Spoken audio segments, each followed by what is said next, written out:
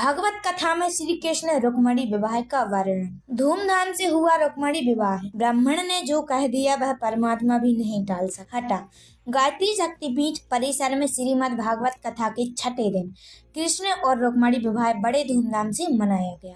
श्रद्धालु अपने आप को रोक नहीं पाए। कथा व्यास प्रतीक मिश्रा ने कहा कि रुक्मिणी भगवान की माया के समान थी। रुक्मिणी ने मन ही मन यह निश्चित कर लिया था कि भगवान श्री कृष्ण ही मेरे लिए योग्य पति हैं।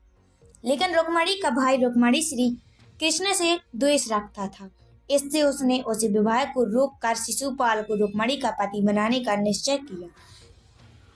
इससे रुक्मिणी को दुख हुआ। उन्होंने अपने एक विश्वास पात्र को भगवान श्री कृष्ण के पास भेजा, साथ अपने आने का प्रयोजन बताया। कथावाचक ने कहा कि गोपियों ने भगवान श्री कृष्ण से उन्हें पति रूप में पाने की इच्छा प्रकट की। भगवान श्री कृष्ण ने गोपियों की इस कामना को पूरी करने का वचन दिया। अपने वचन को पूरा करने के लिए भगवान ने महाराज का आयोजन किया।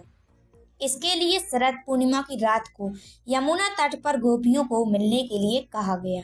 सभी गोपियां सज धज कर नियत समय पर यमुना तट पर पहुंच गईं। कृष्ण की बांसुरी की धुन सुनकर सभी गोपियां अपनी सुधबुध खोकर कृष्ण के पास पहुंच गईं। उन सभी गोपियों के मन में कृष्ण के नजदीक जाने, उनसे प्रेम करने का भाव तो जागा, लेकिन यह पूरी तरह वासना रहित था। इसके बाद भगवान ने रास आरंभ किया। माना जाता है कि वृंदावन स्थित निधिवन ही वह स्थान है जहाँ श्री कृष्ण ने महारास रचाया था। यहाँ भगवान ने एक अद्भुत लीला दिखाई थी। जितनी गोपियां उतने ही श्री कृष्ण के प्रतिरूप प्रकट हो गए। सभी गोपियों को उनका कृष्ण मिल गया और दिव्य नृत्य व प्रेमानंद शुरू हुआ। रुक्मिणी विवाह का वर्णन करते हुए कहा कि भगवान श्री कृष्ण ने सभी राजाओं को हराकर विदर्भ की राजकुमारी रुक्मिणी को द्वारका में लाकर उनका विधि पूर्वक पाणी ग्रहण किया। मौके पर आयोजक मंडली की ओर से आकर्षक वेशभूषा में श्री कृष्ण व रुक्मिणी विवाह की झांकी प्रस्तुत कर विवाह संस्कार की रस्मों को पूरा किया गया। कथा के साथ साथ भजन संगीत भी प्रस्तुत किया गया। श्री कृष्ण व रुक्मिणी जी की झांकी के दर्शन किए। श्रीमद् भागवत कथा के सायकाल के दौरान 551 दीपों के साथ महाआरती की गई। कथा में सैकड़ों से श्रद्धालुओं की आयोजक मंडली गायत्री परिवार जनों सहयोगियों का सराहनीय योगदान रहा। हटा से पुष्पेंद्र गायकवाड़ की खास रिपोर्ट।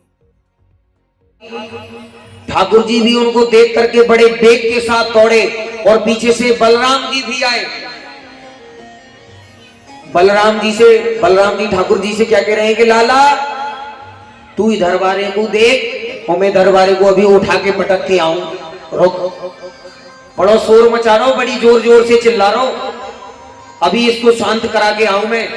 बलराम जी गए। बलराम जी ने सूंड पकड़ के एक ही बार में इस तरीके से पटका उस हाथी को कि एक ही बार में उसके प्राण चले गए। वो हाथी जैसे ही मर गया तो उसके जो बाहर वाले हाथी के 2 दांत होते हैं, खाने वाले अलग और दिखाने वाले अलग। तो जो दिखाने वाले दांत है ना, वो कंस को दिखाने के लिए अपने साथ ले लिए कि दिखा दें कि उसको तो हम मार के उसके दिखाने वाले दांत भी ले आए। अब थोड़े ही आगे गए तो धनुष भंग किया ठाकुर जी ने। धनुष भंग करके चाड़ूक मुस्टिक नाम के 2 खल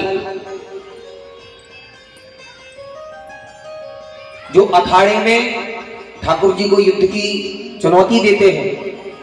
अब देखिए अखाड़ा कैसे बना हुआ है। जैसे मान लीजिए ये है अखाड़ा और जैसे हम बैठे हैं ना, ऐसी ऊंची गद्दी पर बैठा हुआ है कंस और ऐसी जनता जनार्दन बैठी हुई है चारों तरफ से। उसमें नंद बाबा भी बैठे हुए हैं, वृंदावन से आए हुए जितने भी गोपी ग्वाल हैं सब बैठे हुए हैं। और जब ठाकुर जी ने अखाड़े में प्रवेश किया तो उस समय ठाकुर जी की कैसी छवि,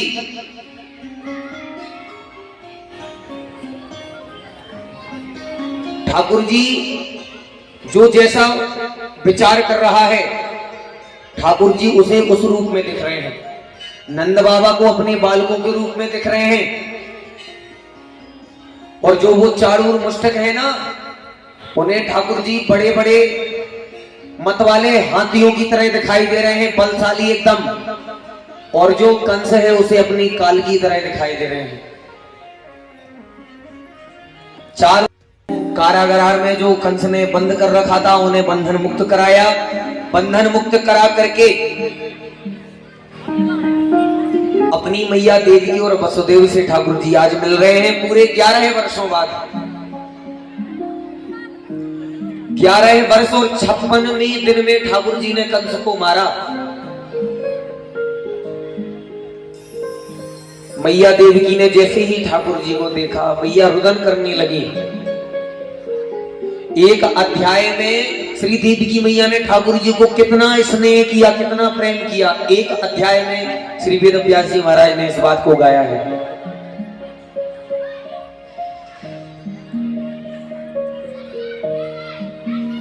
नंद बाबा ब्रज में लौट गए। जितनी भी गोपियां हैं वह सब ठाकुर जी का इंतजार करती हैं और हमारे ठाकुर जी अब वहीं द्वारिका में रहते हैं। अब तो राजा के पुत्र हो गए हैं। अग्रसेन उग्रसेन जी राज्य करते हैं। ठाकुर जी मथुरा में रहे। मथुरा से फिर उन्हें सांदीपनी विद्यालय में भेज दिया गया उज्जैन, सांदीपनी मुनि के पास। वहां जाकर के ठाकुर जी ने 64 दिनों में 64 प्रकार की विद्याओं को सीखा और वहीं पर ठाकुर जी के एक मित्र बने जिनका नाम सुदामा, जिनकी कथा हम कल श्रवण करेंगे। तो ठाकुर जी विद्यालय में गए। गुरु जी ने गुरु दीक्षा में अपने पुत्रों को मांगा तो जो एक शंखचूड़ नाम का दैत्य सांदीपनी गुरु जी के पुत्रों को हर कर ले गया था, उन पुत्रों को ठाकुर जी बचा करके लाए। मथुरा आए, यज्ञोपवीत संस्कार हुआ, अध्ययन पूरा हुआ ठाकुर जी का। उसके बाद जब मथुरा में रहने लगे तो जो कंस की पत्नी है ना अस्थि, तो वह जरासंध की पुत्रियां हैं। तो जरासंध ने ठाकुर जी पर 17 बार युद्ध किया ठाकुर जी के साथ। 17 बार ठाकुर जी ने उसको परास्त कर दिया। 17 बार हरा दिया जरासंध को ठाकुर जी ने युद्ध में।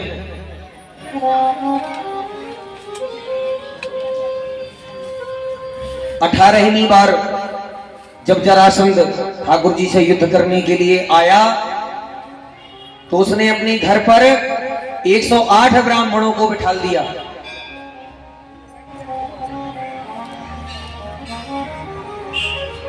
एक 108 ब्राह्मणों को पूजन के लिए बैठा दिया कि यदि मेरी इस युद्ध में पराजय हो गई ना, यदि मैं हार गया तो ब्राह्मणों में तुमको जिंदा नहीं छोड़ूंगा। यदि तुम्हारा ये धर्मानुष्ठान यज्ञ यदि पूर्ण नहीं हुआ तो फिर ब्राह्मणों को बिठा करके यहाँ घर में अनुष्ठान चल रहा है और वह युद्ध करने के लिए गया ब्राह्मणों का आशीर्वाद लेकर। ब्राह्मणों की बात का मान रखकर ठाकुर जी युद्ध भूमि से भाग गए। जब जरासंध युद्ध करने आया सिर्फ इस वजह से कि ब्राह्मण वाक्य जो है ना वह गलत नहीं हो जाए। ब्राह्मण ने एक बार जो कह दिया उसको परमात्मा भी नहीं टालता।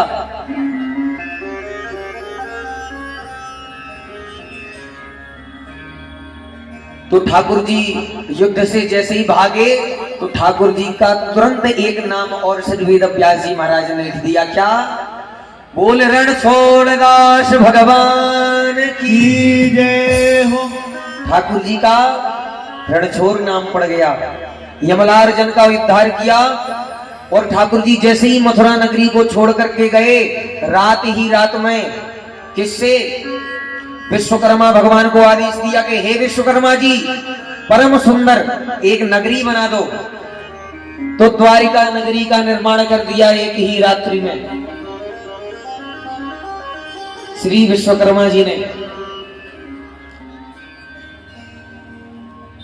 अब द्वारिका पहुंच गए ठाकुर जी। द्वारिका में रहते वहां के राजा बने।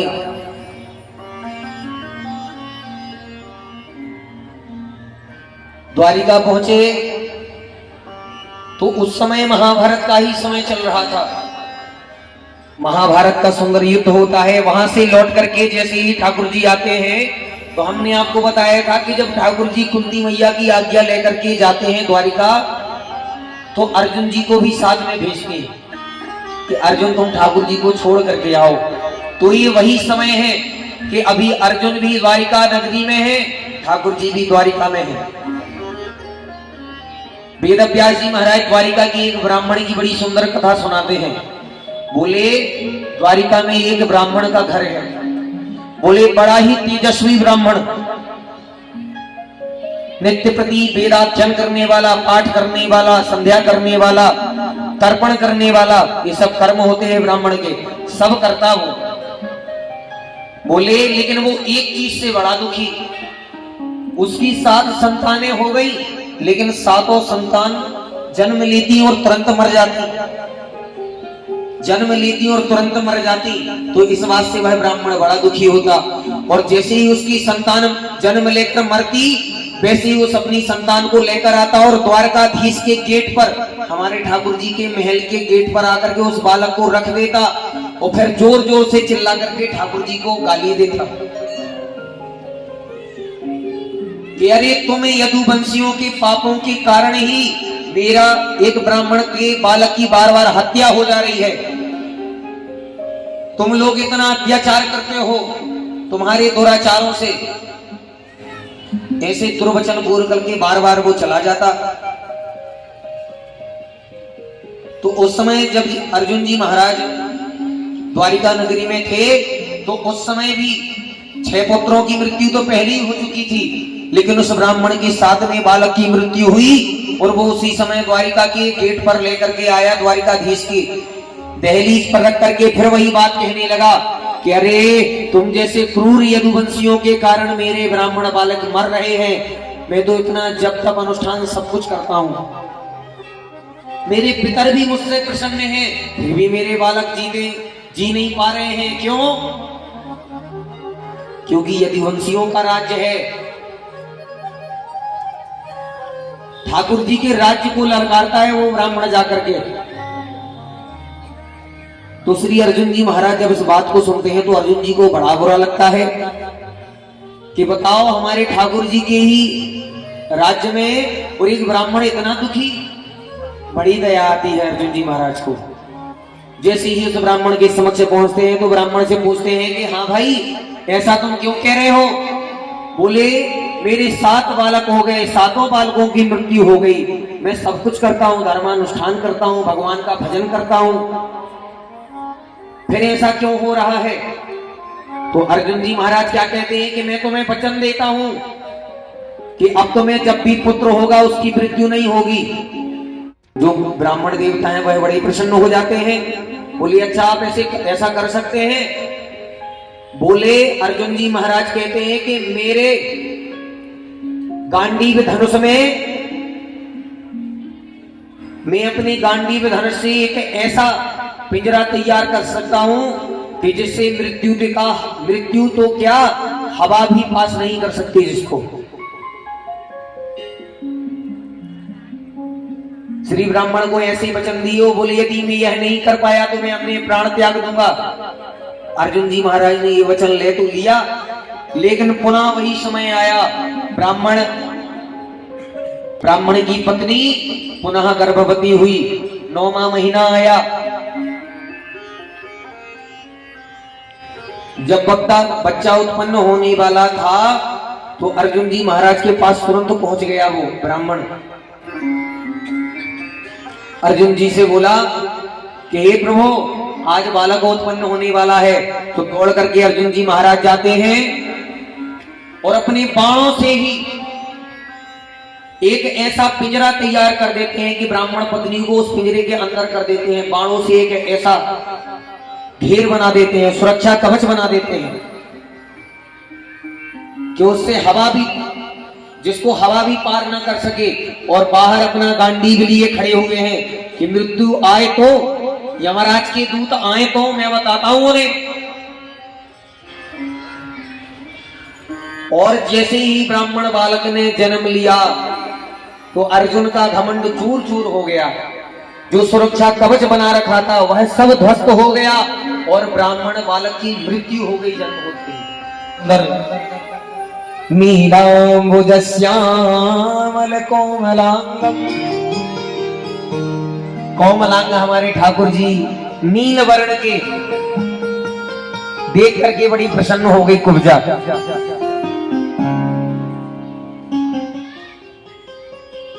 श्री ठाकुर जी की छवि को देख करके बड़ी प्रसन्न हुई। ठाकुर जी उसके समक्ष पहुंचे, बोले मैया न चंदन हम सबको लगवा दो।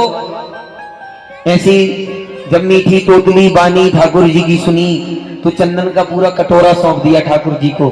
अब सभी ग्वाल वाल बिल्कुल हाल बुलाऊ, गालों तक चंदन लगा करके हाउ बुलाऊ बन गए, आनंद में आ गए। और ठाकुर जी ने कुब्जा पर वहीं पर कृपा की। जो 3 जगह से टेढ़ी थी ना कुब्जा, उसको एक ही बार में खड़ा कर दिया। अब उसके जैसी सुंदरी पूरे मथुरा में कोई नहीं है। तो ठाकुर जी तो परम कृपालु हैं, भक्त वत्सल हैं, दीन बंधु हैं, जो दीनों का हित करने। कुब्जा पर ठाकुर जी ने कृपा की, चंदन अंदन लगा करके ठाकुर जी जोड़ दिया गया। और ठाकुर जी भी उनको देख करके बड़े वेग के साथ दौड़े। और पीछे से बलराम जी भी आए। बलराम जी ठाकुर जी से क्या कह रहे हैं कि लाला तू इधर बारे को देख और मैं दरबारे को अभी उठा के पटक के आऊं। रुक, बड़ो शोर मचा रहा हूं, बड़ी जोर जोर से चिल्ला रहा हूं, अभी इसको शांत करा के आऊं मैं। बलराम जी गए। बलराम जी ने सूंड पकड़ के एक ही बार में इस तरीके से पटका उस हाथी को कि एक ही बार में उसके प्राण चले। वो हाथी जैसे ही मर गया तो उसके जो बाहर वाले हाथी के 2 दांत होते हैं, खाने वाले अलग और दिखाने वाले अलग।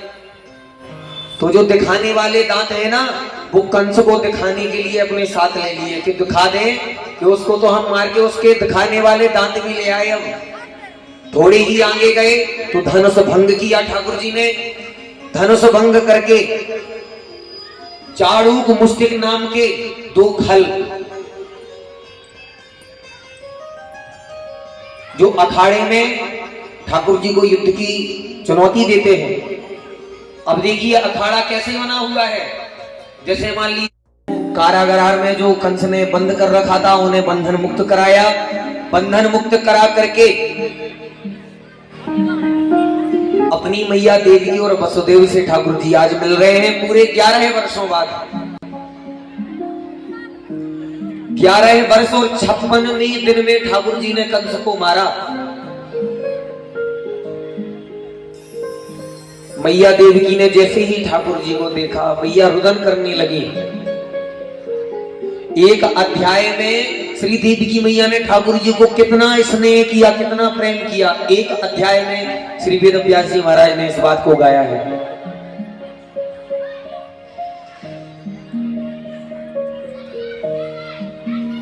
नंद बाबा ब्रज में लौट गए। जितनी भी गोपियां हैं वह सब ठाकुर जी का इंतजार करती हैं।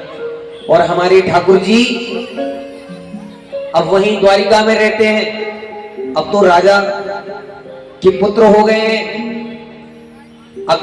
उग्रसेन जी राज्य करते हैं। ठाकुर जी मथुरा में रहे। मथुरा से फिर उन्हें सांदीपनी विद्यालय में भेज दिया गया उज्जैन, सांदीपनी मुनि के पास। वहां जाकर के ठाकुर जी ने 64 दिनों में 64 प्रकार की विद्याओं को सीखा। और वहीं पर ठाकुर जी के एक मित्र बने जिनका नाम सुदामा, जिनकी कथा हम कल श्रवण करेंगे। तो ठाकुर जी विद्यालय में गए। गुरु जी ने गुरु दीक्षा में अपने पुत्रों को मांगा। तो जो एक शंखचूड़ नाम का दैत्य सांदीपनी गुरु जी के पुत्रों को हर कर ले गया था, उन पुत्रों को ठाकुर जी बचा करके लाए। मथुरा आए, यज्ञोपवीत संस्कार हुआ, अध्ययन पूरा हुआ ठाकुर जी का। उसके बाद जब मथुरा में रहने लगे तो जो कंस की पत्नी है ना अस्थि, तो वह जरासंध की पुत्रियां हैं। तो जरासंध ने ठाकुर जी पर 17 बार युद्ध किया, ठाकुर जी के साथ 17 बार महाभारत का सुंदर युद्ध होता है। वहां से लौट करके जैसे ही ठाकुर जी आते हैं, तो हमने आपको बताया था कि जब ठाकुर जी कुंती मैया की आज्ञा लेकर के जाते हैं द्वारिका, तो अर्जुन जी को भी साथ में भेजते हैं कि अर्जुन तुम ठाकुर जी को छोड़ करके आओ। तो ये वही समय है कि अभी अर्जुन भी द्वारिका नगरी में है, ठाकुर जी भी द्वारिका में है। वेद व्यास जी महाराज द्वारिका की एक ब्राह्मण की बड़ी सुंदर कथा सुनाते हैं। बोले द्वारिका में एक ब्राह्मण का घर है। बोले बड़ा ही तेजस्वी ब्राह्मण, नित्य प्रति वेदाध्ययन करने वाला, पाठ करने वाला, संध्या करने वाला, तर्पण करने वाला, ये सब कर्म होते हैं ब्राह्मण के, सब करता वो। बोले लेकिन वो एक चीज से बड़ा दुखी, उसकी 7 संतानें हो गई, लेकिन 7 संतान जन्म लेती और तुरंत मर जाती, जन्म लेती और तुरंत मर जाती। तो इस बात से वह ब्राह्मण बड़ा दुखी होता। और जैसे ही उसकी संतान जन्म लेकर मरती, वैसे ही उस अपनी संतान को लेकर आता और द्वारकाधीश के गेट पर, हमारे ठाकुर जी के महल के गेट पर आकर के उस बालक को रख देता और फिर जोर जोर से चिल्ला करके ठाकुर जी को गाली देता कि अरे तुम यदुवंशियों के पापों के कारण ही मेरा एक ब्राह्मण के बालक की बार बार हत्या हो जा रही है। कभी ऐसा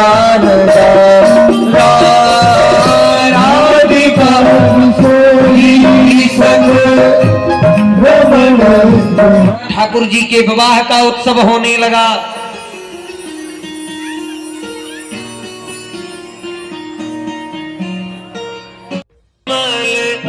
कमल नयन को पहनाओ जय माला, पहनाओ जय माला, कोमल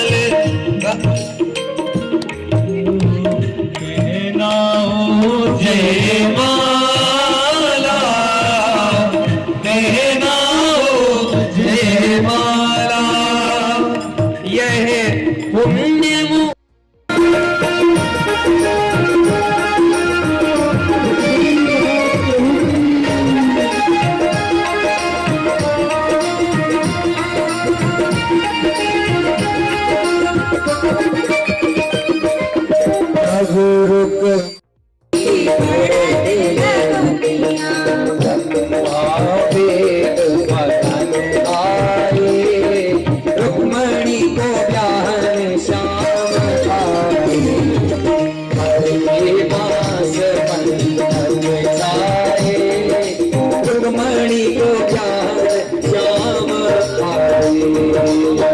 पति की आरती उतारो रे अली, दिव्य दंपति की आरती उतारो रे अली, दिव्य दंपति की आरती उतारो रे अली, उतारो रे अली, दिव्य दंपति की आरती उतारो रे अली।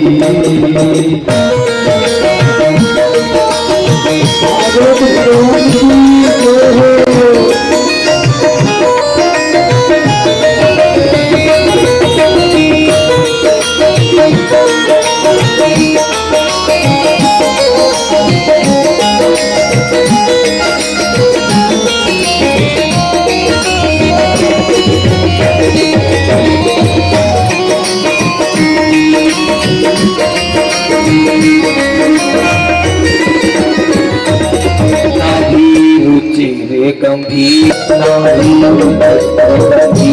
मानो भवन बड़े